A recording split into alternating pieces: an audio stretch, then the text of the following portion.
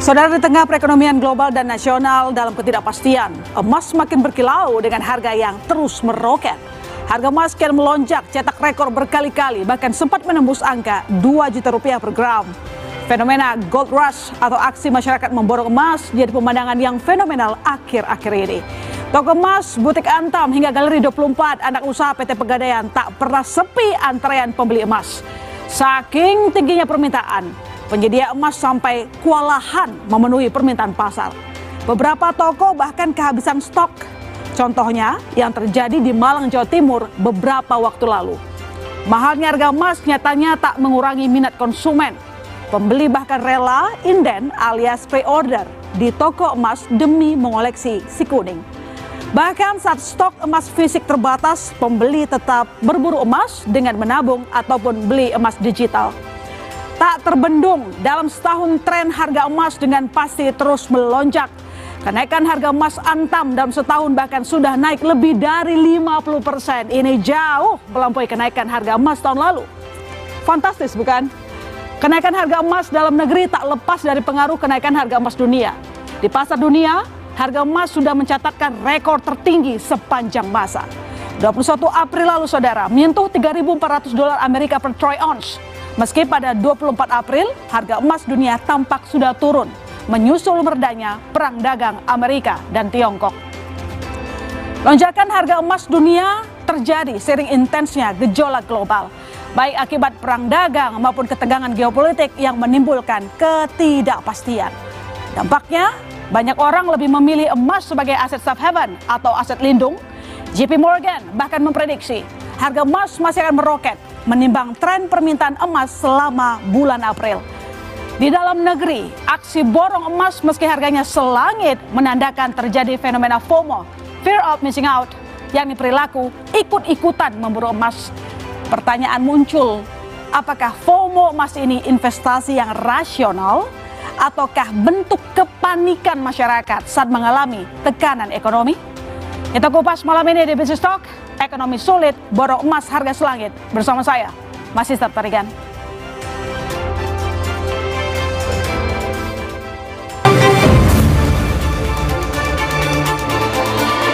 Seiring gejolak ekonomi global dan domestik, fenomena warga memborong emas meski harganya terus naik semakin marak belakangan ini. Gerai emas ramai pembeli yang berburu baik emas batangan maupun perhiasan. Akibatnya stok di sebagian toko emas sampai kosong dan pembeli harus inden. Hari ini saya tadi beli perhiasan ya, lebih ke arah investasi aja sih menurut saya. Karena menurut saya ini investasi yang di kemudian hari pasti harganya makin naik, nggak akan turun. Ini fenomenanya sangat luar biasa. Untuk beli Antam hari ini inden, jadi 1 bulan lagi kosong. Banyak permintaan ini, masih banyak yang inden dan barang kita masih belum tersedia. Inflow toko kita sekitar 3 kiloan. Senior Vice President Bisnis Bullion PT Pegadaian, KD Eva Suputra membenarkan tingginya permintaan masyarakat baik emas fisik maupun digital. Menariknya, permintaan meningkat dua-duanya nih. Emas fisik tetap jadi favorit, tapi di sisi lain, tabungan emas Pegadaian juga tumbuh pesat. Minat masyarakat terhadap tabungan emas meningkat secara signifikan hampir 4 kali lipat. Direktur Eksekutif Center of Economic and Law Studies, Selios, Bima Yudhistira menilai, tren memborong dan mengalihkan simpanan ke aset emas menandakan masyarakat mengalami tekanan ekonomi. Namun Bima khawatir, jika sebagian besar aset dialihkan ke emas, akan berdampak buruk terhadap sektor real. Karena emas batangan itu dianggap sebagai instrumen sebelum terjadinya tekanan ekonomi yang lebih berat lagi. Kalau ini terus dilakukan oleh sebagian masyarakat, terutama kelompok menengah ke atas yang sebelumnya menyimpan di perbankan dan cukup dominan, ini bisa memperburuk ekonomi di sektor real. Bayangkan kalau sebagian besar itu menyimpan uang dalam bentuk emas, itu ekonomi bisa macet, ekonomi bisa tidak bergerak. Menko Perekonomian Erlangga Hartarto membantah meroketnya harga emas akibat dampak pelemahan rupiah. Menurut Erlangga, emas lebih berfungsi sebagai aset lindung dari tekanan global, sementara fundament ekonomi nasional sendiri masih kuat. Kalau emas itu safe haven, jadi kalau dolar turun pun emas naik. Jadi tidak hanya tergantung rupiah. Jadi ini mengatakan bahwa sebenarnya fundamental kita masih kuat kan Pak? Bukan? Fundamental kita masih kuat. Tren memborong emas dengan harga selangit di tengah situasi ekonomi yang sulit menunjukkan adanya perilaku FOMO atau perilaku ikut-ikutan dan tidak ingin ketinggalan. Apakah aksi borong ini investasi yang rasional ataukah semata panic buying saat terjadi tekanan ekonomi?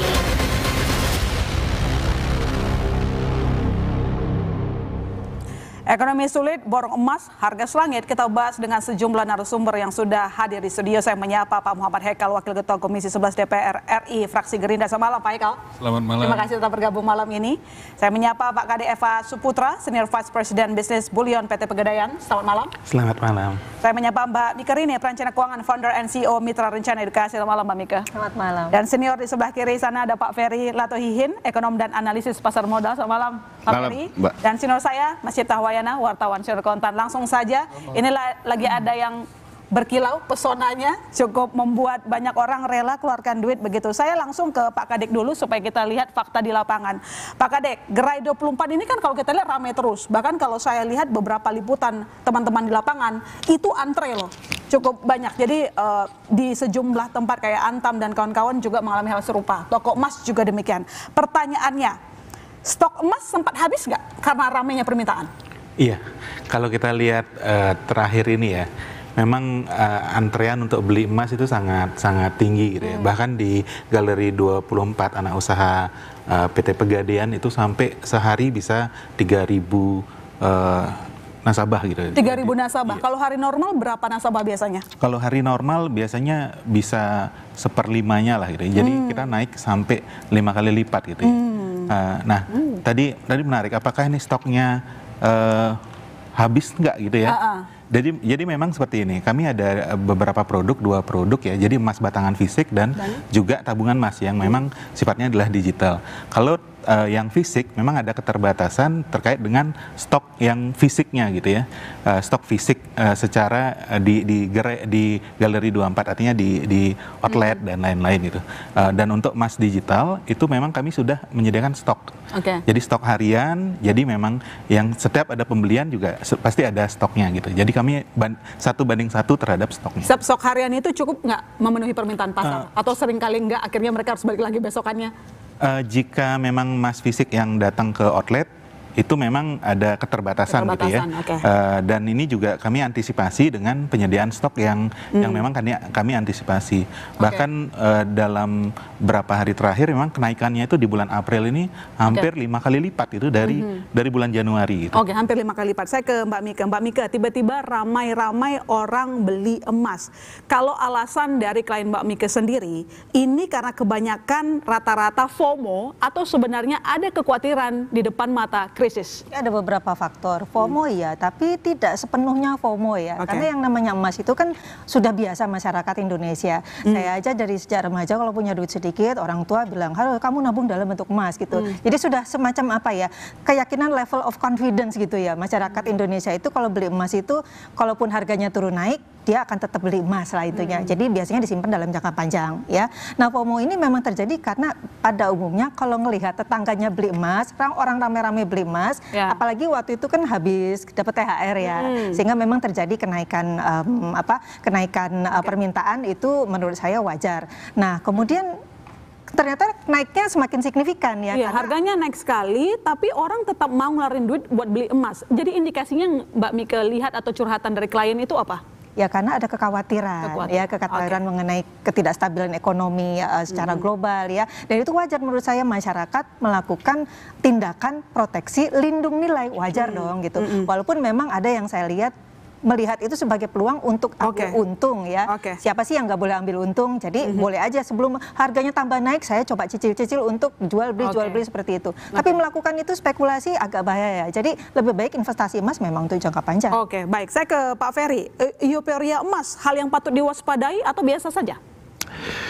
Saya kira kalau patut diwaspadai tentu mengingat harganya yang sudah sangat tinggi sekali ya Mbak ya. Tapi masalahnya apakah harga yang sangat tinggi itu masih masuk akal atau akan segera drop seperti bubble gitu kan? Sekarang masuk akal nggak menurut Pak Ferry? Saya melihatnya begini, harga emas itu dipicu pertama kali sebelum Trump pun memang sudah mulai creeping up ya per troy ounce dari 2.000, 2.100, 2.200. Nah begitu Trump naik terjadi global turmoil di mana boleh dibilang ekonomi dunia sangat uncertain sekali, dan yang kedua yang paling besar adalah central bank Mbak. Jadi kayak Cina itu banyak sekali membeli emas dan mereka down treasury, stok dolar ya, belum lagi ETF ya, dan yang ketiga adalah retail ya Bu ya, seperti ibu-ibu ya. Dan itu memang kalau untuk Indonesia, India dan Cina, ibu-ibu tuh memang selalu kalau punya uang beli emas gitu kan, udah kayak semacam tabungan ya. Nah sekarang kembali lagi ke pertanyaan Mbak tadi ya, apakah ini bubble atau tidak ya? Nah kalau menurut saya dari kacamata ekonomi, selama si Trump creating uncertainty ya kan ya, dan kita lihat memang banyak sekali ekonom yang mengatakan ini kan akan terjadi supply shock yang sangat dahsyat, artinya inflasi akan tinggi ya, suku bunga akan tinggi ya kan, unemployment akan tinggi ya, semua serba ketidakpastian. Saya rasa orang masih akan berburu emas. Bahkan JP Morgan apa Goldman Sachs yang meramalkan bahwa kemungkinan masih akan tembus 4.000 per troy ounce gitu loh ya. Seperti itu sih. Tapi menurut Pak Ferry, apakah memang murni faktor global atau sebenarnya ada tambahan dari faktor internal domestik kita yang menambah kekhawatiran? Nah, ya tambahannya selanjutnya dari pasar domestik adalah melemahnya rupiah. Ya, jadi itu yang saya kira tambah. Melemahnya rupiah. Tambah seksi membeli emas. Baik. Saya ke Pak Haikal kalau begitu. Tadi disampaikan bahwa sebenarnya dari klien Mbak Mika, kenapa mereka koleksi emas itu semata-mata karena melihat ada kekhawatiran ketidakpastian. Itu dari global, ada perang dagang. Tapi dari domestik, ini rupiah memang terus menunjukkan pelemahan. Bagaimana Pak Haikal memandang ini, situasi ini? Ya, kalau memang pelemahan rupiah ini kan akan selalu terjadi selama neraca transaksi berjalan kita minus. Nah itu memang udah hukum alamnya, cuman kan masih dalam batas yang kita bisa kendalikan. Nah memang kekhawatiran ini kan lagi memuncak. Kalau kita lihat uncertainty index memang ini lagi puncak-puncaknya. Bahkan saya baru lihat itu chartnya, uncertainty index kita sekarang lebih tinggi daripada waktu COVID. Jadi ya wajar sekali kalau memang harga emas terus melambung tinggi. Tapi begini, seperti tadi yang disampaikan oleh Pak Ferry, memang kita lihat selama ini uncertainty akan terjadi terus, masih berpeluang untuk naik. Nah saya ini kan bukan peramal harga emas ataupun peramal kekacauan, tapi kalau kita lihat over long period of time juga memang harga emas itu stabil naik. Stabil naik, dia akan slowly creeping up, dan bahkan kalau dibandingkan kepada dolar, apalagi kepada rupiah, memang ini sebenarnya safe haven asset. Jadi apa yang harus dilakukan oleh pemerintah supaya rupiah itu jangan terus terkapar sebagai partai koalisi pemerintah? Oh, kalau itu kita harus mewujudkan asta cita secepat mungkin, Bu. Jadi kita harus membuat lapangan pekerjaan buat bonus demografi kita, kita harus memperkuat sektor ekspor kita harus kalau sekarang kayak ini, terutama sekarang kita harus perkuat mana kita punya free trade agreements. Satu, kita harus negosiasi dengan baik dengan Amerika.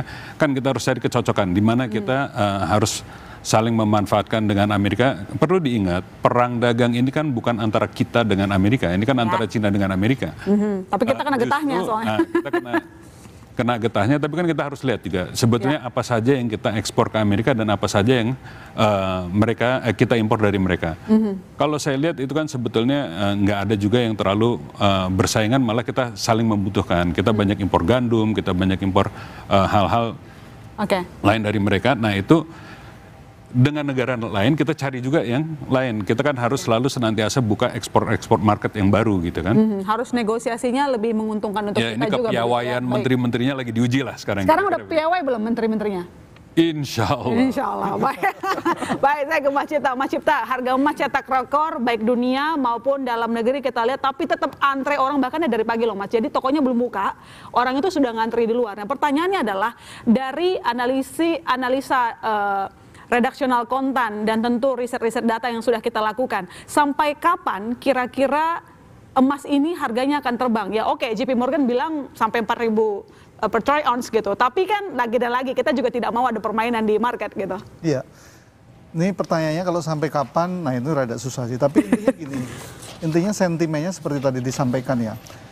Sentimennya kan memang tidak pasti. Kalau ada orang bilang itu istilahnya tuh sekarang itu yang dominan tuh ada, sebenarnya lengkapnya kan BANI, BANI gitu ya. Tapi yang dua pertama itu adalah satu brittle, itu artinya rapuh. Jadi ada kerapuhan-kerapuhan di, kalau kita lihat ya di ekonomi global, tadinya sistem perdagangan itu sudah settle kok tiba-tiba bisa ambruk dengan cepat gitu ya. Ada kerapuhan-kerapuhan ditambah faktor kedua A-nya itu, jadi orang jadi khawatir.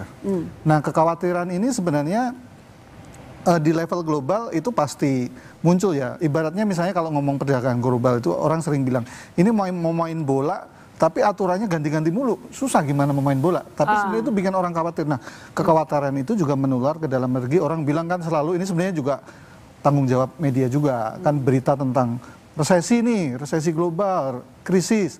Nah, itu kan memunculkan kekhawatiran. Saya ingin menyorotin aspek psikologis juga. Nah, psikologis, sehingga ditambah orang lihat ngantri kan. Ngantri itu kan mata yang langsung, wah saya takut. Nah, kemudian orang ikut gitu loh.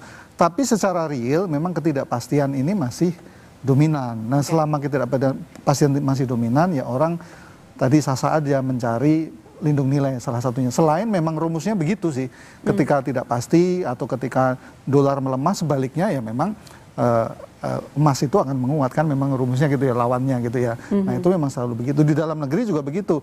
Kan kalau di dalam negeri itu khusus mungkin Pak Kadi bisa cerita, dalam negeri itu harga emas juga ditentukan oleh kurs, itu juga menentukan, itu juga cukup dominan. Jadi karena harga kan dalam dolar. Nah kalau kursnya kita melemah ya tambah 2 kali tuh, udah kenaikan dolarnya ditambah melemahnya. Harusnya di sini dari Kementerian Keuangan, Bank Indonesia bergerak cepat gitu. Ya itu kan udah disampaikan Pak Ekal, ada banyak PR yang mesti kita kerjakan bersama. Tapi ya itu kondisinya selama global seperti itu ditambah faktor internal tadi kurs, yaitu 2 kali. Jadi kenaikan harga global ditambah kurs. Terkait dengan rupiah, kira-kira mau panggil pemerintah nggak untuk mengendalikan harga rupiah?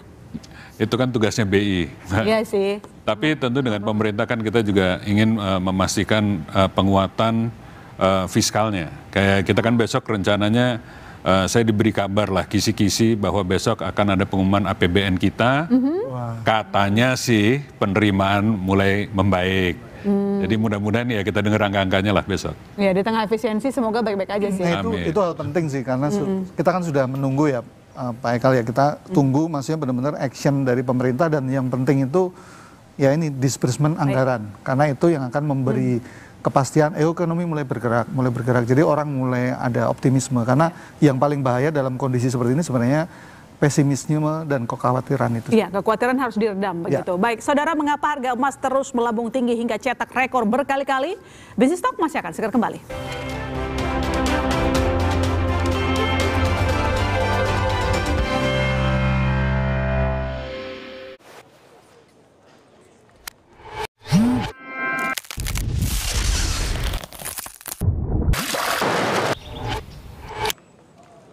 IQOS.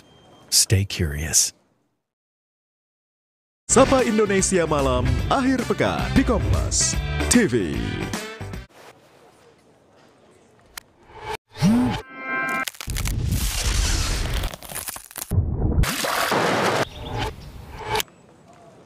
IQOS. Stay curious. Dipo, investigasi setiap Senin pukul 8:30 malam.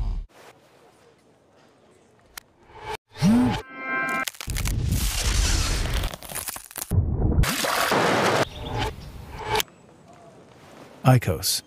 Stay curious. Gelar perkara setiap Sabtu.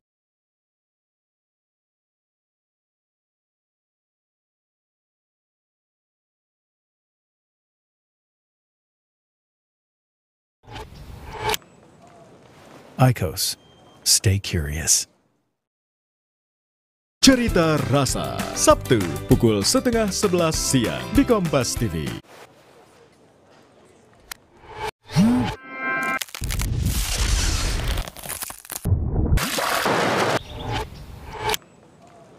IQOS. Stay curious. 60 menit special report setiap minggu pukul 6 petang di Kompas TV. Kopi Opsi ditemukan.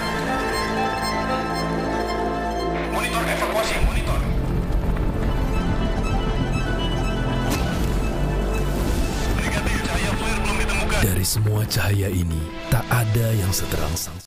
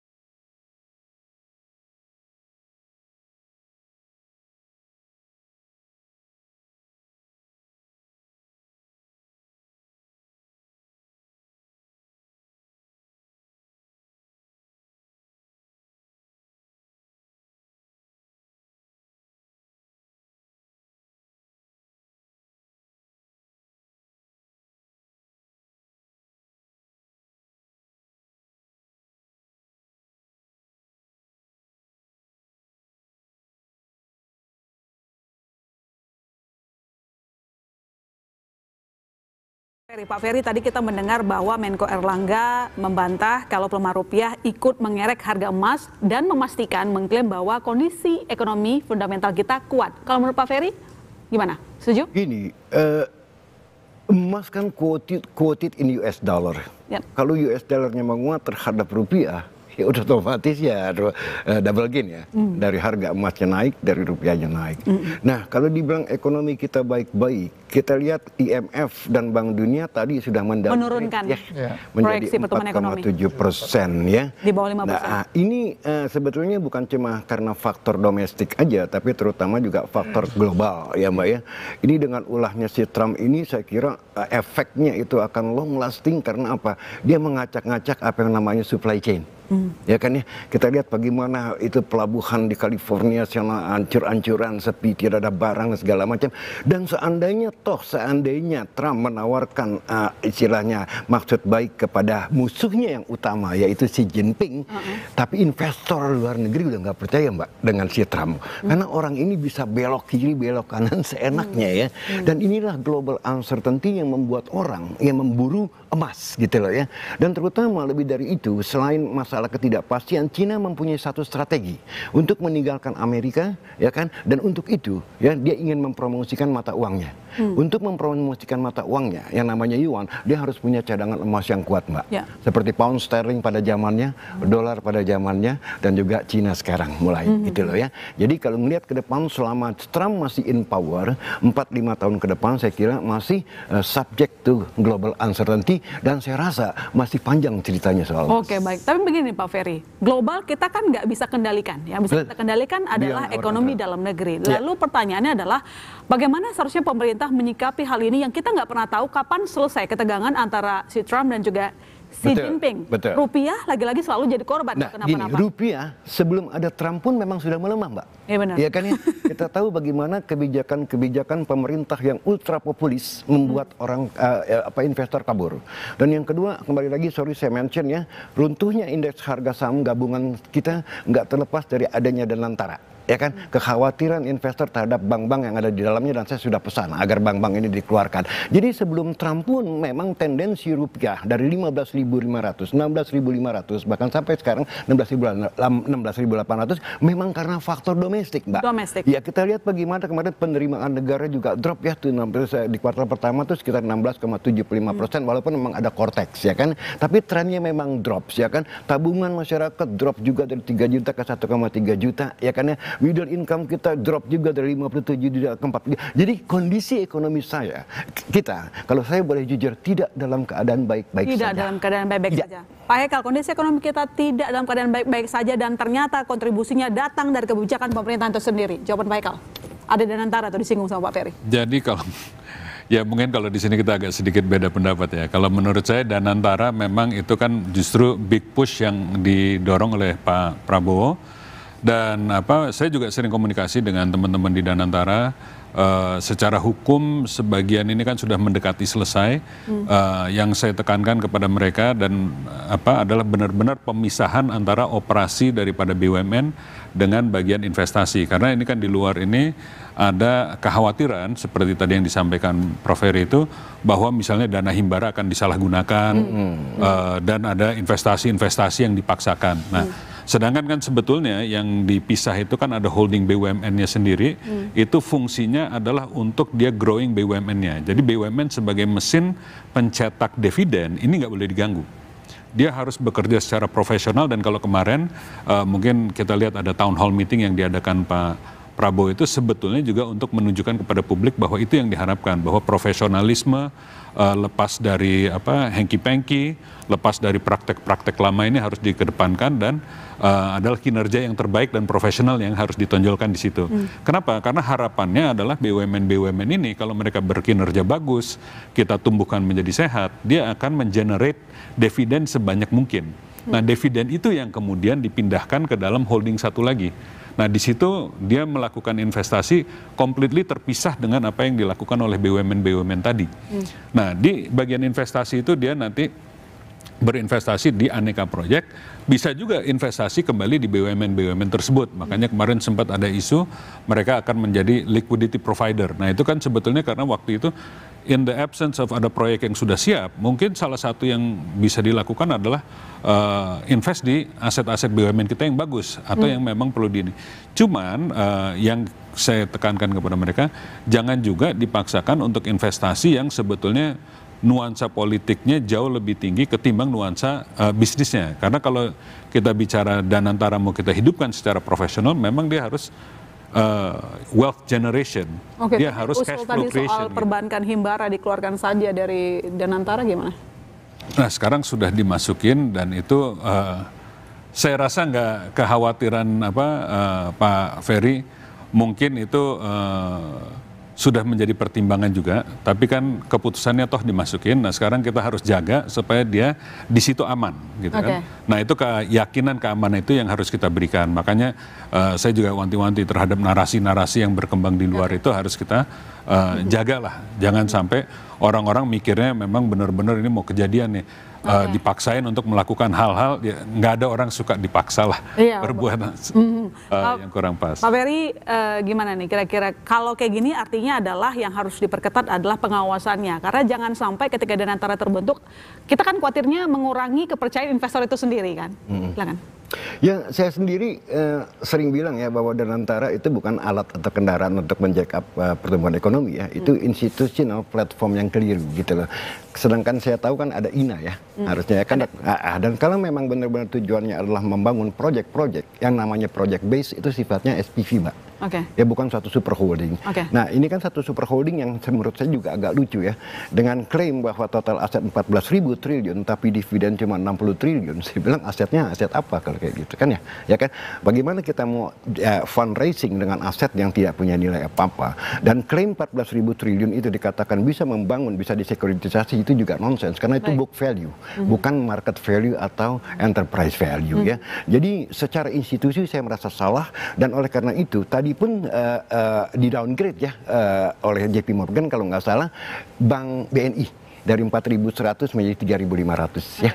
Mungkin disebabkan oleh kekhawatiran adanya bank di sana, sementara fundraising untuk membangun proyek-proyek yang ada di dalam pipeline, di dalam bisnis plan Danantara itu tidak mungkin gampang ya kan. Dan mereka takutkan nanti yang digunakan adalah bank-bank himbara yang ada di dalam. Oke, ada kekhawatiran di sana. Kalau soal kekhawatiran Mbak Mika, kira-kira dari klien Mbak Mika yang mengalihkan asetnya untuk beli emas, apakah memang ada indikasi trust issue terhadap kebijakan pemerintah? Ya, ketidakstabilan ekonomi, pelemahan rupiah, kemudian naiknya emas secara signifikan ya. Jadi masyarakat tentunya bersikap realistis di sini dan itu wajar menurut saya ya. Tindakan mereka memang pasti melindungi nilai harta kekayaan mereka.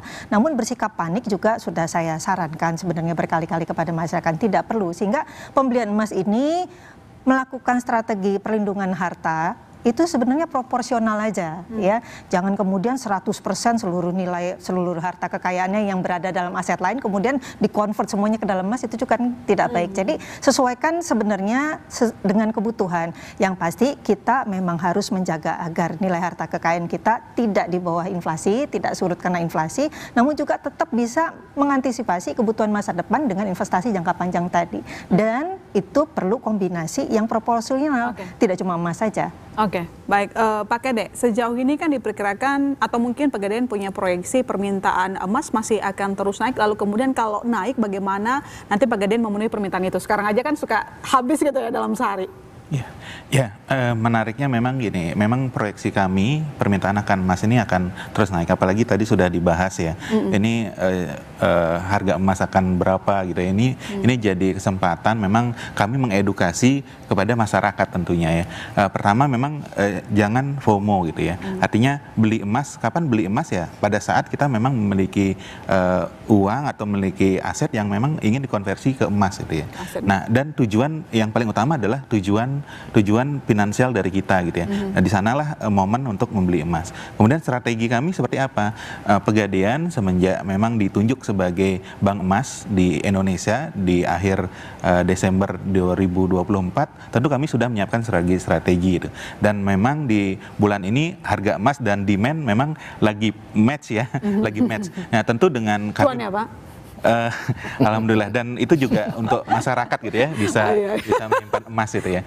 Dan tentu strateginya ya kami memiliki partner strategis dengan adanya bank emas di kami memiliki partner strategis untuk pemasok atau gold supplier, dan kami juga memiliki anak usaha Galeri 24 yang memang memiliki fungsi untuk produksi gitu ya, produksi emas. Produksinya akan ditingkatkan lah berarti kalau begitu. Tapi kira-kira kalau misalnya dalam permintaan memenuhi ketersediaan, apakah ada sistem PO mungkin yang dilakukan oleh Pegadaian seperti yang dilakukan oleh beberapa usaha lainnya?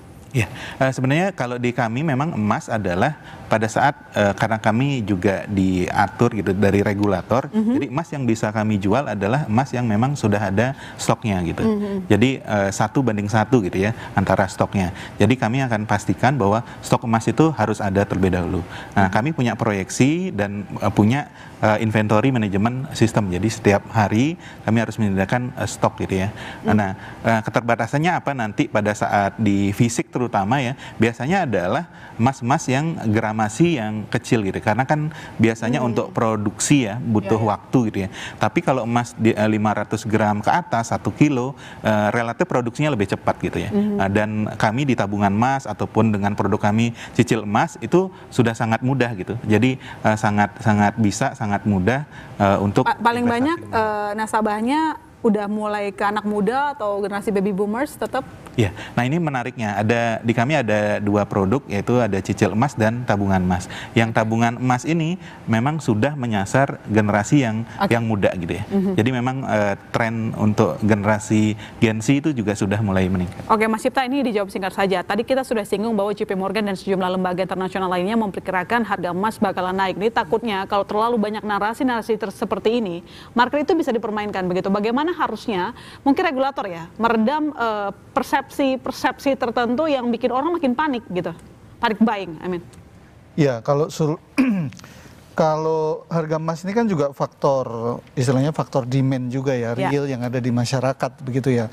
Sebenarnya ya benar juga secara anjuran moral mungkin ya, misalnya seperti OJK atau institusi-institusi yang lain baik juga kalau bicara kembali, sebenarnya teorinya kan sudah balik lagi bahwa istilahnya itu kan emas itu baik dibeli tidak cuma sekarang gitu loh. Memang itu sebaiknya memang menjadi bagian dari portofolio, dan jangan juga beli semua gitu, semuanya ke situ juga. Jadi ibaratnya ini menjadi salah satu pelengkap portofolio saja gitu. Nah, kalau bicara soal ketidakpastian ya tentu saja kita terus menunggu dan mendukung ya Pak Aikal ya, supaya pemerintah ini terus tiap hari ada kepastian baru, ada perkembangan baru. Misalnya kita tunggu besok pengumuman APBN kita seperti apa, realisasi kalau memang bagus, ya itu sebenarnya cara yang paling efektif memberi kepastian kepada masyarakat ketika fakta fakta-fakta menunjukkan, dan mungkin ya pesan kita supaya keterbukaan itu tetap dijaga, keterbukaan pemerintah tentang kondisi ekonomi dan sebagainya ke masyarakat supaya tidak ada tebak-tebakan gitu ya. Yang ini seperti apa sih kondisinya, seperti apa. Nah, saya kira keterbukaan yang sekarang sudah semakin baik Pak Eka ya, itu sebaiknya terus ditingkatkan gitu. Ya, yang jadi concern kita bersama juga ini konsumen emas itu rata-rata tuh kebanyakan juga kelas menengah. Nah, masalahnya adalah uang kelas menengah ini seringkali menjadi engine untuk pertumbuhan ekonomi. Kalau mereka kebanyakan nabung, nah khawatirnya nanti konsumsi domestik bisa turun. Kita lanjutkan diskusi kita sesaat lagi, tetap di Business Talk.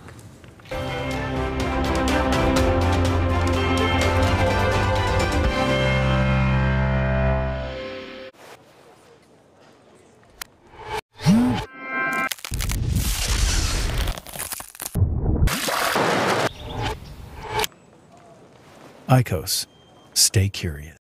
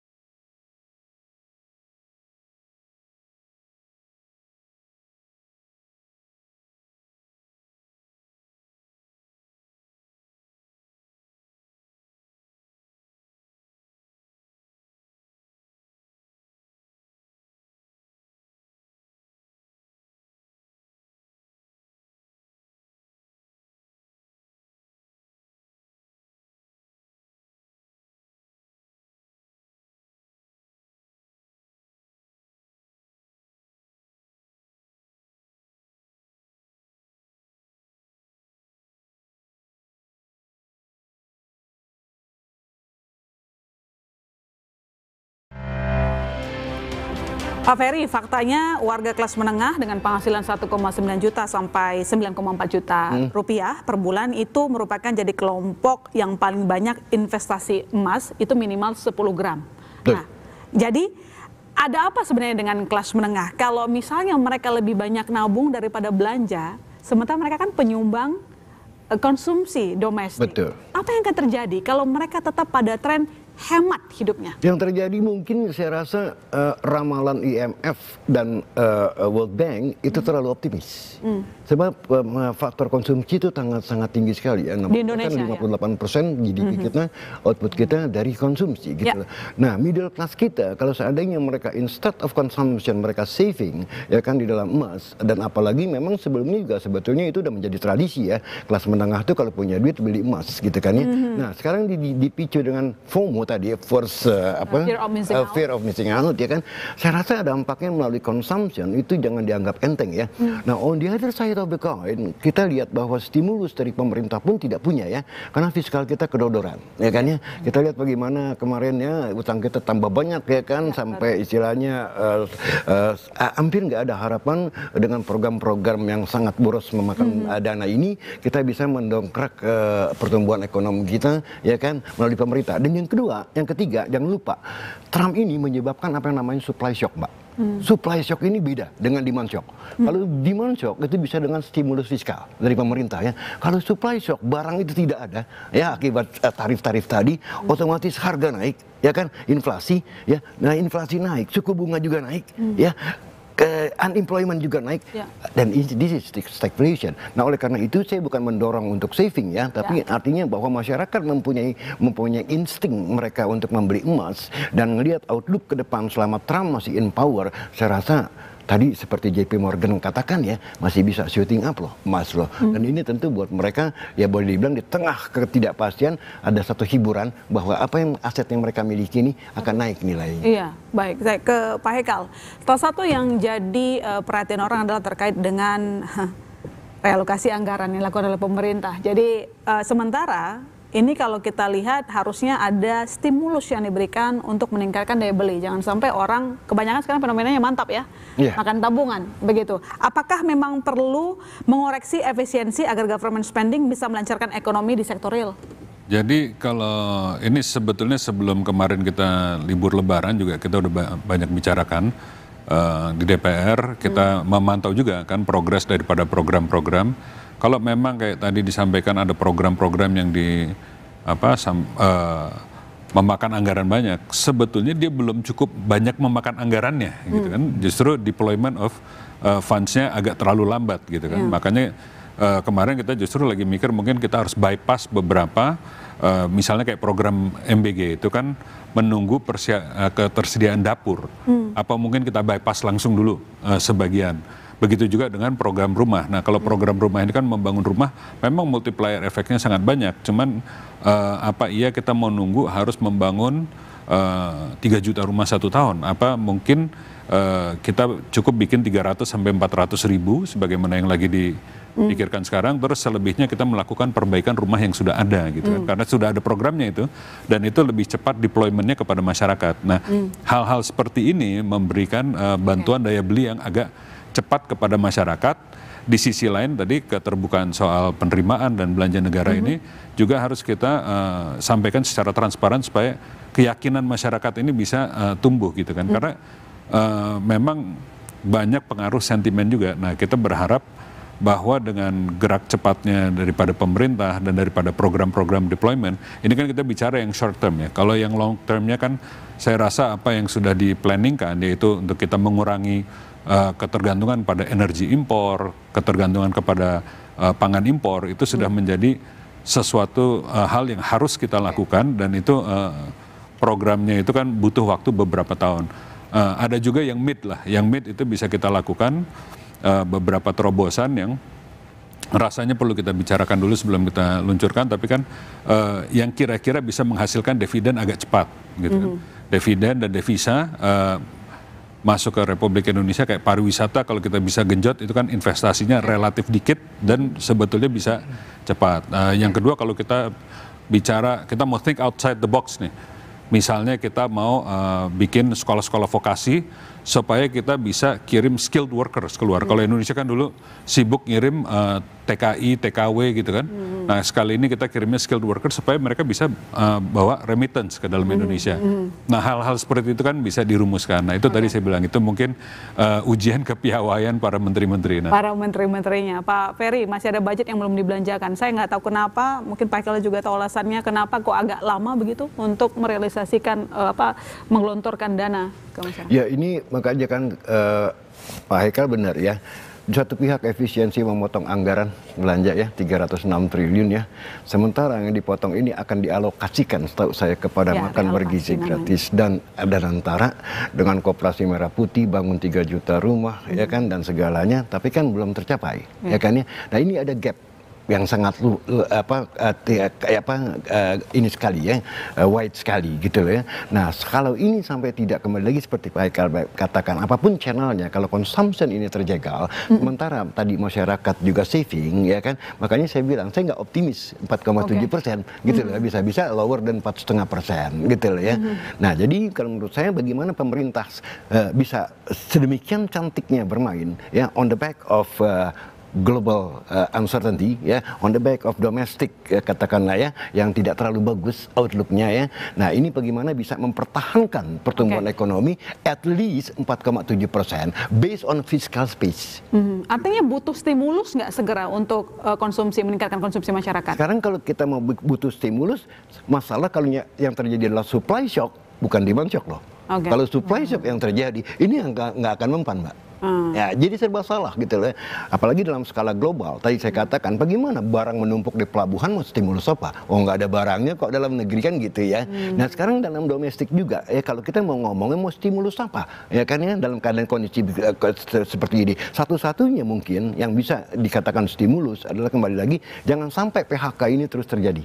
Ya. Kan bagaimana itu? Ya, itu sesuatu yang sangat mengkhawatirkan. Betul, yang harusnya yang segera ditangani oleh Kementerian Perindustrian, Kementerian Perdagangan, para menteri-menterinya. Sudah ada itu nggak omongan gitu, terutama Kementerian Keuangan mungkin ya itu bentuknya tambalan ya untuk masyarakat supaya dapurnya tetap ngebul. Ini saya rasa ini bukan masalah sederhana sih Pak soal PHK itu. Memang nggak sederhana, makanya apalagi kan kita kayak Indonesia selalu membanggakan bonus demografi. Ya. Nah, sedangkan saya waktu lagi kejadian pengumuman tarif itu kan saya kebetulan lagi ada di luar negeri.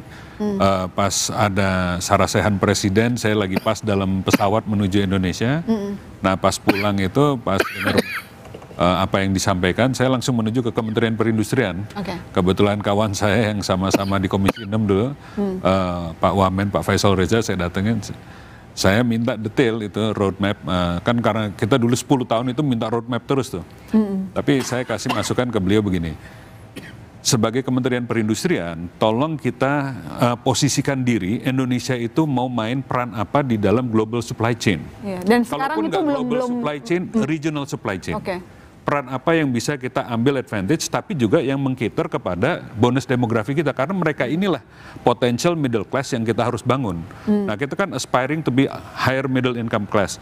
Nah, itulah tadi memalukan kan kita, waduh ternyata kalau kita bicara upper middle income class, kita ini 60% miskin ini di Indonesia gitu kan. Tapi kalau kita lower, nah, kita persentasinya agak mendingan dilihat gitu kan. Tapi intinya we have to make jobs untuk mereka itu. Nah, jobs ini yang akan memperkuat mereka. Itu kan bukan kerjaan satu malam bisa dilakukan, tapi planningnya harus rapi. Makanya saya bilang kalau kita hanya menyerahkan ini kepada teman-teman di Kementerian Investasi atau kalau investasi ini harusnya kita punya mappingnya yang jelas, kita mau mainnya peran apa, you tolong dong cariin, saya perlunya investasi di bidang ini, bidang ini, bidang ini, bidang ini, karena inilah job creation yang saya mau bikin buat bonus demografi kita. Nah, kalau mereka cenderung, mohon maaf, kalau bicaranya investasi, dia kan maunya value creation. Jadi dia bicara hilirisasi, ini bisa meningkatkan value sekian, ini bisa meningkatkan. Nah, bonus demografi ini sebenarnya tugasnya Menteri Perindustrian. Baik. Mbak Mika, kalau kembali ke topik kita malam ini soal emas, apakah memang curhatan dari klien Mbak Mika itu memang sudah terjadi kegundahan yang cukup besar sehingga mereka lebih memilih menabung daripada belanja uangnya? Ya, pertanyaan yang paling sering ditanyakan itu kalau kliennya ya, sekarang ini harus ngapain kan gitu. Nah, menurut saya tadi konsumsi itu penting, dia akan roda perekonomian ya. Tetapi kalau menjadi konsumtif itu juga akan melukai masyarakat ya.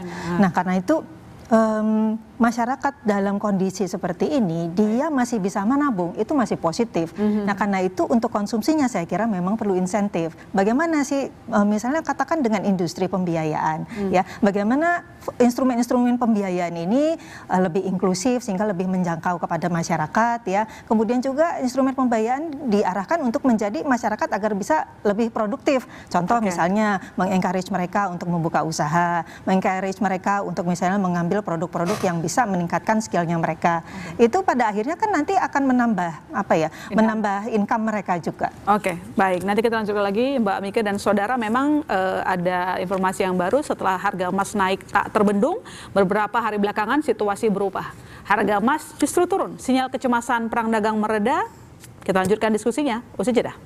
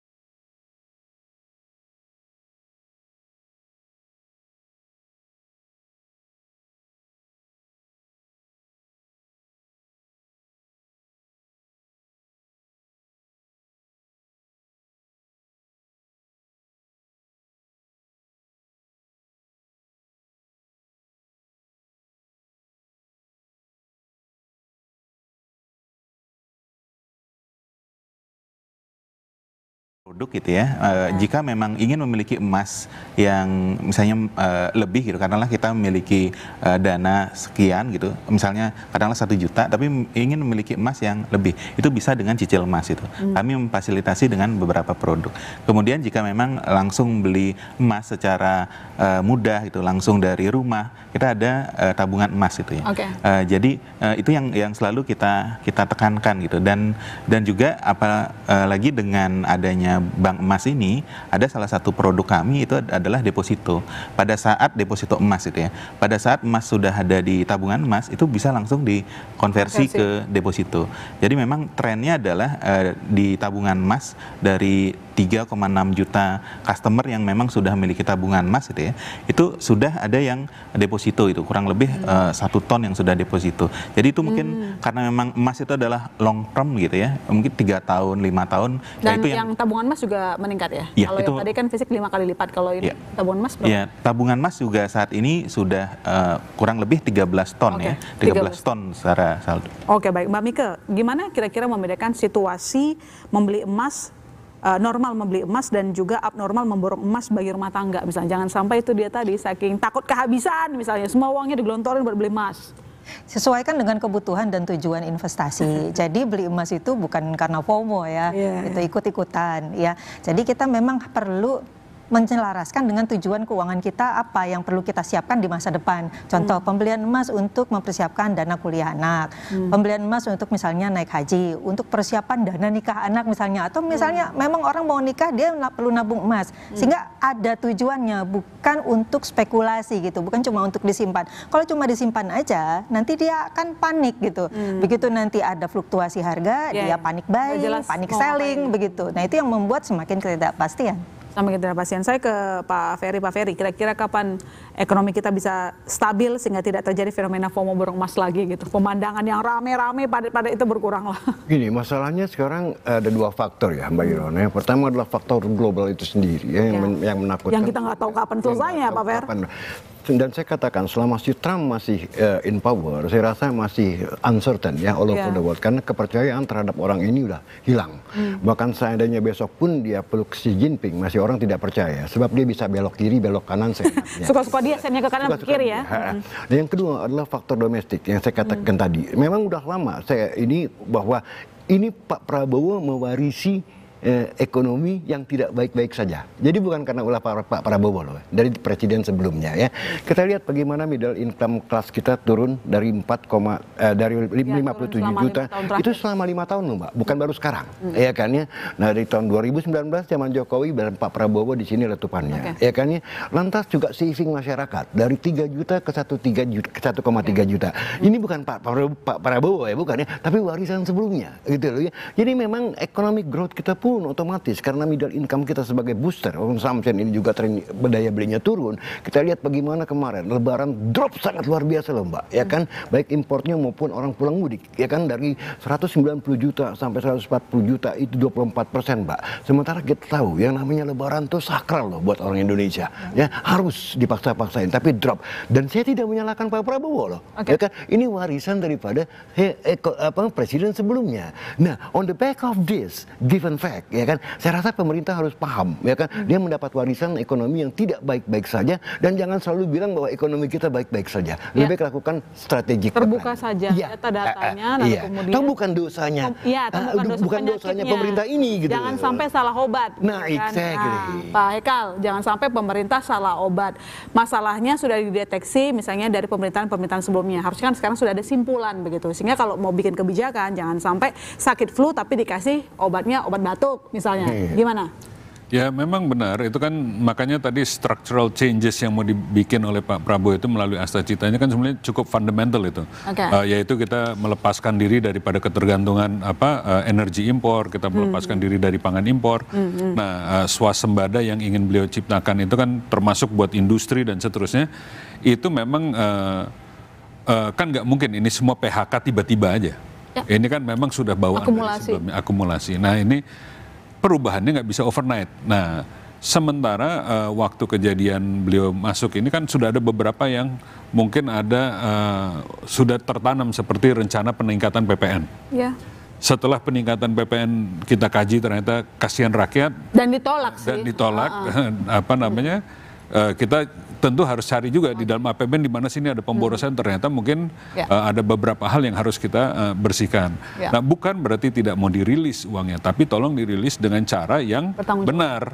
Tolong para menteri ini ajukan program-program yang benar-benar bermanfaat, benar-benar produktif, tapi jangan yang benar ngumpet-ngumpetin anggaran atau pemborosan kira-kira korupsi terselubung lah. Nah, jadi itu mudah-mudahan ini kan kita sebentar lagi akan memulai membahas skema PPKF. Di situ kita harapkan adalah menteri-menteri sekarang sudah mengalami apa yang diminta oleh Pak Unjuk Prabowo, gigi kebisaan mereka lah. Ya, memberikan proposal yang benar nih. Kira-kira apa yang mau diajukan buat menguji bisa kerja atau nggak kerja gitu kan. Baik, saya ke Mas Cipta. Mas Cipta dijawab singkat saja. Yang terjadi harga emas belakangan, kalau sebelumnya cetak rekor beberapa hari belakangan itu sempat turun, hari ini memang naik lagi sedikit. Memang itu naik turun biasa, tetapi kan kalau turunnya bisa sekian belas ribu itu kan agak cukup signifikan. Dengan penurunan harga emas, bolehkah kita menyebut bahwa kondisi baik-baik saja? Karena kan kemarin sempat ketegangan antara dua negara ini sedikit mereda, tapi belum selesai loh sebenarnya. Singkat aja Mas Cipta. Ya, satu, kalau mau dibilang baik-baik saja sebenarnya kita udah bahas ya semua. Kalau kita bilang globalnya ini belum. Dulu kalau kita ingat Trump yang periode satu butuh 2 tahun. Dari 2018 sampai tahun 2000 itu baru ada kesepakatan awal. Itu pun nggak berjalan sukses karena tidak semuanya terwujud. Ini menggambarkan bahwa dinamika itu masih akan terus terjadi. Jadi kalau sekarang turun sementara itu juga mungkin lebih ke faktor ya lebih koreksi sementara. Gitu sementara ya. Tapi yang lebih penting ini mungkin kalau mau menambahkan sebenarnya gini. Ini banyak orang beli emas, mungkin kita kadang-kadang menyalahkan FOMO, tapi sebenarnya nggak bisa terlalu disalahkan juga karena itu sebenarnya mekanisme seperti mekanisme bertahan gitu. Psikologi bertahan. Otomatis karena ada kekhawatiran, saya beli ini. Nah, kita yang harus bersama-sama mengikis kekhawatiran itu gitu. Kekhawatirannya yang bisa kita kontrol adalah dalam negeri ya Pak Ikal ya. Jadi kembali lagi ya memang bagaimana pemerintah itu bisa membantu masyarakat tidur nyenyak. Tidak khawatir, artinya misalnya tidak khawatir kehilangan pekerjaan. Gitu, tidak khawatir kok bisnis di kantornya turun terus nih. Ada cerita ekspornya nggak bisa jalan dan sebagainya. Besok nasib saya bagaimana? Nah itu kan kalau itu yang real terjadi. Nah terjemahnya kan pasti semua kebijakan yang sudah direncanakan tadi supaya segera ya Pak ya. Ya kita berharap pemerintah segera memberikan kelegaan untuk masyarakat biar tidurnya nyenyak, jangan sampai khawatir setiap bangun pagi gitu ya. Apalagi yang saya hadapi hari ini begitu. Terima kasih kepada seluruh narasumber yang sudah hadir di studio. Ada Pak Hekal, Pak Kade, Mbak Mika, Pak Ferry, Mas Cipta. Dengan demikian saudara, saya mahasiswa Tarigan undur diri. Sampai jumpa Selasa depan di Business Talk.